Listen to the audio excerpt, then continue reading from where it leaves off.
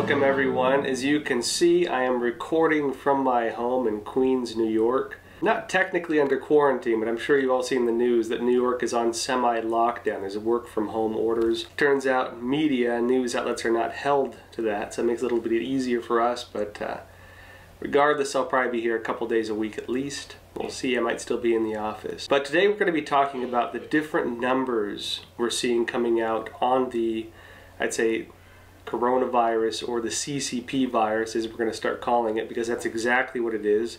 This virus was covered up by the Chinese Communist Party. The fact that it was able to spread without people knowing it is caused by the Chinese Communist Party. That's what it is. It's a CCP virus. The Chinese people are victims of it just like all of us are. The Chinese Communist Party is a totalitarian regime that is responsible for covering this up, for arresting doctors, for silencing people who tried talking about it, lied to the WHO, lied to the CDC, lied to the world, and now we have this global pandemic. Well, let's give an overview first, right? Let's go over the official numbers. That's what I got in front of me. Now, if we go by mainland China, they're saying there's 81,000 cases confirmed. They say that 72,000 have recovered. They're saying only 3,270 have died.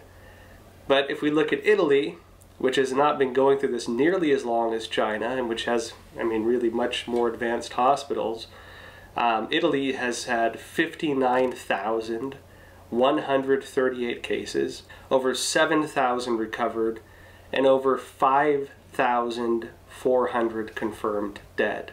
How is it that they've only had 7,000 recover, 5,000 dead, when China has 72,000 recovered, 3,000 dead? Something doesn't line up here. Now let's look at this. Just by Saturday, in 24 hours, Italy reported 800 new deaths. On Sunday, they confirmed an additional 651 deaths. And of course, there are mixed numbers from around the world. In the United States currently, there are about 34,000 or over 34,000 confirmed cases, about 178 recovered, and about 487 dead. And now I'll get into why the Chinese numbers aren't lining up in a bit. Let's cover the rest of the world a bit first. Of course, one of the reasons why there are so few recovered and so many dead in the US is because we haven't been responding to it really until recently. We haven't had testing kits. Hospitals have had, I know in New York, talking to some of the doctors here, they were saying they could only test about 200 patients a day. They were very limited because they didn't have the test kits. They're now shipping out more test kits, as some of you heard here in New York, for example. The U.S. Army has been deployed to turn stadiums and hotels into hospitals, makeshift hospitals to treat people. So things are changing real quick. New York is kind of playing catch up from what it seems, and I assume in a lot of the U.S. that's the case. We'll see how the numbers change. Spain, meanwhile, over 33,000 cases, 3,335 recovered, and 2,206 deaths. Germany, as you might have heard, Angela Merkel now is under quarantine, not because she has it, but because someone close to her had, I think it was her doctor. But in Germany, they have 26,220 cases, 422 recovered, 111 dead. A lot of the Western countries, United States, Italy, Germany, I think we're going to see more accurate numbers coming out from these. Italy is probably the worst test case right now. Well, best test case if you want to go for accurate reporting, but worst in terms of seeing how bad this actually is. China, Iran, they're not giving accurate numbers, but we'll get into that. But this brings us to Iran. Now, in terms of public reporting, here's what they're saying. 23,049 confirmed cases, 8,376 recovered, 1,812 dead. But the numbers don't line up. Actually, The Atlantic had a great article on this. They broke down the reporting, they broke down the different numbers, and they said, well, there's an interesting phenomenon in Iran right now, which is that a lot of the public officials seem to be getting it and dying. Either this virus just has it out for public officials. In fact, I think Time Magazine had an interesting article on this. They said, the virus has one group that it seems to be targeting, which is public officials. But I don't think that's the case, personally. I think the real reason is because Iran is lying about the numbers. Iran is more likely lying about the numbers, and the government cases are just a small sign of that. The Atlantic actually breaks down all the math on this. They look at some of the different reporting coming out from Iran, and they put the number of cases somewhere around 2 million. There were satellite images showing mass graves in Iran. You can see the mass graves from space. There are so many of them. And so Iran is not being honest with its numbers, just like China is not being honest with its numbers. France, meanwhile, 16,481 cases, 2,200 recovered, 674 dead. Things are actually getting a little bit better, it seems, in South Korea. 8,961 cases, 3,166 recovered, and about 111 dead. South Korea actually had a pretty effective means of taking care of this, which is, I mean, slightly totalitarian by our standards. But they went door to door, checked every single person, quarantined anybody who had it, and it really stopped the virus from spreading. We'll see how this goes. There are reports now that they're bringing in more people from China. There's been a lot of alleged foul play going on in South Korea. We'll see what happens.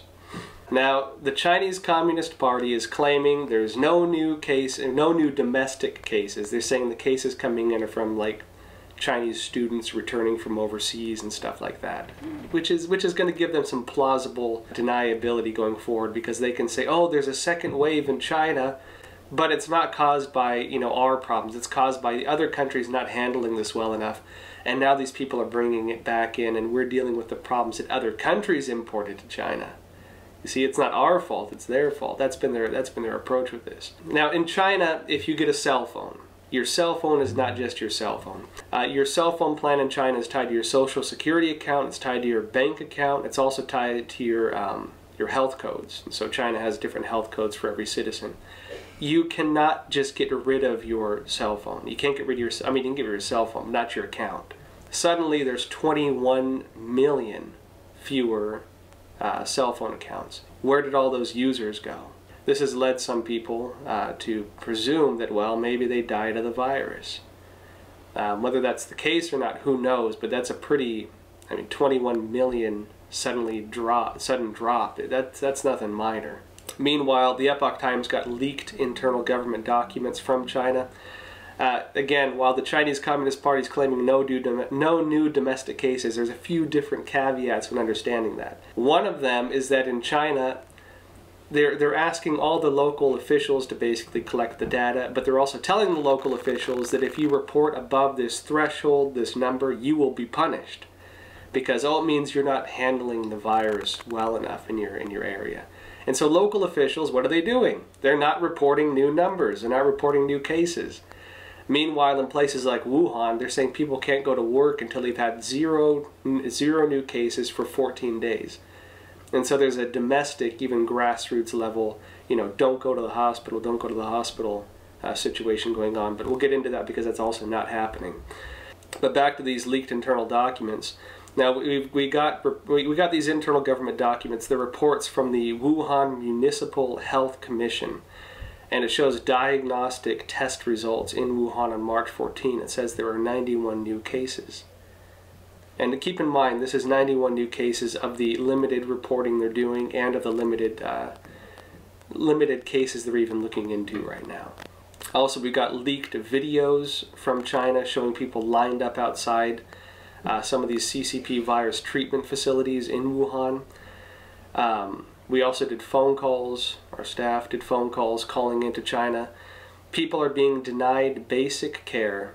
Like there was one guy, I think he had some organ problems and couldn't go in to be treated. It was a daughter talking about her father. Basically, look, you can't get treatment in China right now for anything because the hospitals are full of CCP virus cases. People have the CCP virus, the hospitals are still full. Why are these numbers not being reported? That's what's happening in China. And at the same time, the Chinese Communist Party, this kind of ties into what's happening in the U.S. now too. the Chinese Communist Party is continuing this large-scale disinformation campaign. They're saying the virus came from the United States. They're saying it was brought to China by the U.S. military during these October drills they had in Wuhan. They're saying that there's a new conspiracy that the U.S. had access to the virus before China. And, you know, you have Xinhua News and all these other state-run media saying this right now. And here's their logic. They're saying because the United States moved so quickly in developing a vaccine, that there's no way they could have moved so quickly had they not had access to this virus beforehand. And so they're like, well, obviously the U.S. must have had access to it. It's total nonsense, of course. But this is what's happening. And keep in mind, too, there's no vaccine yet for this virus. No official vaccine. They have a couple treatment medications, allegedly. One of them being this malaria drug. And the other one being a name I'm probably going to butcher. It's like remdesivir. You're all going to hate me for saying that wrong. I'm sorry. And the U.S. actually is ramping up production of the malaria drug to treat this. Meanwhile, the CCP media are using Twitter, which is banned in China, and a lot of CCP officials are using Twitter to spread propaganda across the U.S. internet. They're spreading disinformation across the U.S. internet. And I'm sure many of you have noticed that in just about every single tweet that gets any decent attention right now on Twitter is going to have these CCP trolls on there leaving comments. A lot of these guys are probably, they call them the 50-cent army in China. They're like paid commentators. They work under the propaganda department. And these individuals, I mean, it's ironic. You look at their Twitter account and it says People's Republic of China. Twitter's banned in the People's Republic of China. How are they accessing Twitter from the People's Republic of China? Well, here's why. It's because if they're able to access it, they're being given government ability to access it, which means that they're not normal, you know, Twitter posters, whatever you want to call them. They're not normal people. These are government propaganda accounts. 2 Republican senators are calling on Twitter to ban CCP accounts because of this disinformation campaign. These senators are Senator Ben Sasse from Nebraska and Senator Mike Gallagher from Wisconsin, both Republicans. Meanwhile, in the United States, the CCP virus rescue package was blocked by Senate Democrats. It was a $1 trillion kind of boost into the U.S. economy. You might have heard about this $1,000 for every person. That would have been part of it. Lost by a 47-47 vote. You know, basically money to businesses and unemployed workers. The Democrats say that it did too much to help big corporations and didn't place restrictions on executive pay, etc.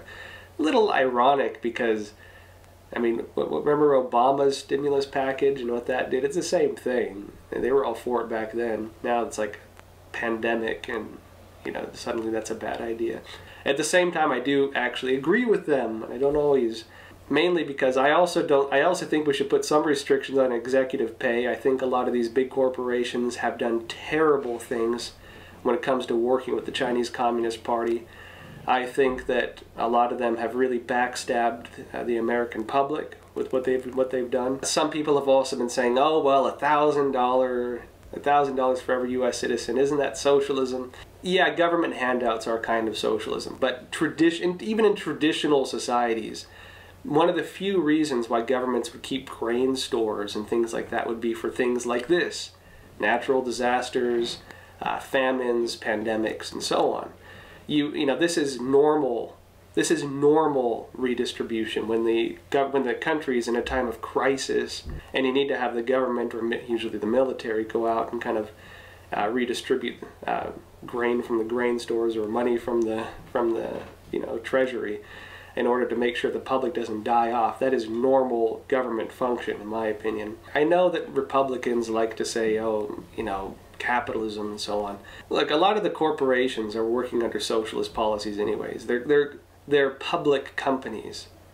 If you look at if you want to go back into the corporate reforms, a lot of that was socialist. A lot of these big corporations, there's many socialist societies operating on their own terms. A lot of them are globalist.